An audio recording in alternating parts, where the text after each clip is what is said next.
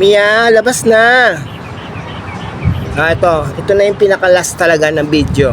Kasi, na pa ako nagbibideo. 8 minutes ng 8 minutes ng 8 minutes yung binibideo ko para sa kanila.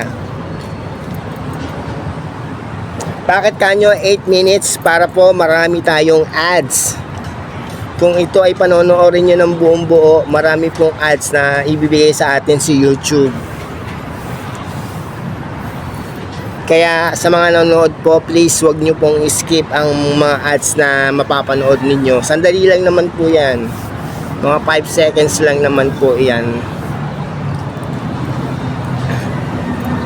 Pero kung matiyempohan, minsan po ay may isang oras ang ads. So, kung isang oras po yung ads, pagbigyan nyo naman po ako kahit mga 3 minutes nyong tapusin ang ads.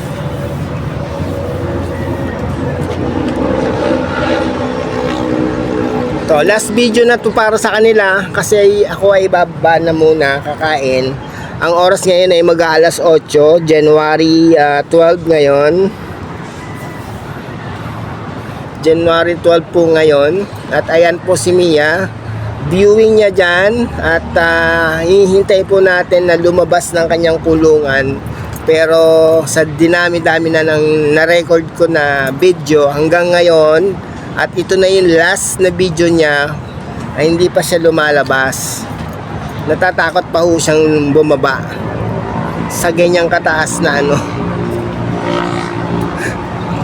sa ganyang kataas na bababaan niya dito sa rooftop, dito sa sahig ng rooftop.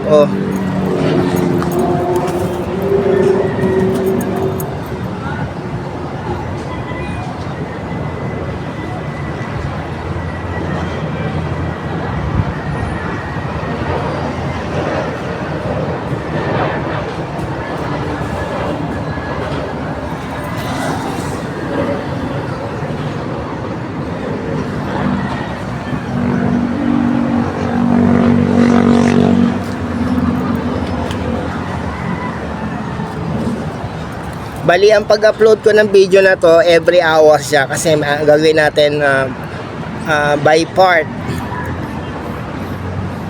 Mahirapan kasi tayo kung ibubuo natin ng buong buo yung kanilang video. Halimbawa, 1 hour, medyo naman matagal, baka naman hindi panoorin ng iba. Kasi nga yung iba, kahit 8 minutes nga lang yung video natin na tinatapos agad nila. So, gagawin natin part by part, kada oras. Sa isang araw, isang oras upload. Kasi pag-upload naman po sa YouTube ay pwedeng schedule at pwede rin ilagay ang oras. Ayan si Mia, ayaw pa rin niyang bumaba at siya ay nagbe-viewing pa sa kanyang tirahan, sa kanyang kapaligiran.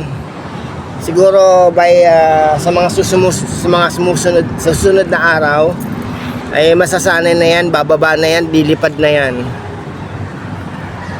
So, tatapusin lang natin itong video na to hanggang kasi nakaka 4 minutes pa lang ako. So, another 4 minutes. At kapag hindi pa siya bumababa, talagang tapusin ko na yung pagbibideo sa kanila kasi medyo matagal na rin ako mag-video dito. Mahirap talaga, napakahirap i-capture yung kanilang pagbaba o kanilang pag-alis sa kanilang kulungan. Malay nyo, bukas matsambahan natin na maaga pa lang makakapture na natin yung paglabas niya ng kanyang kulungan. So enjoy lang po tayo sa panonood sa kanya ngayon. Yan, nakaano siya sa bukana ng kulong, sa pintuan niya.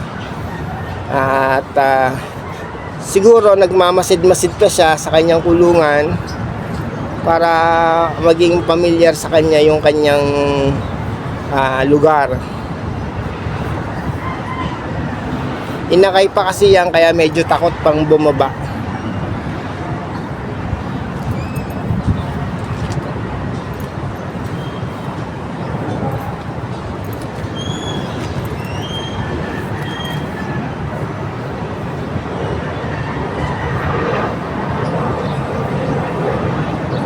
Pasensya na kayo sa ubo ko. Ako'y inuubo ngayon. Kaya kung maririnig nyo ay excuse naman po. At ako'y hindi ko maiwasang umubo. At grabe yung ubo ko eh.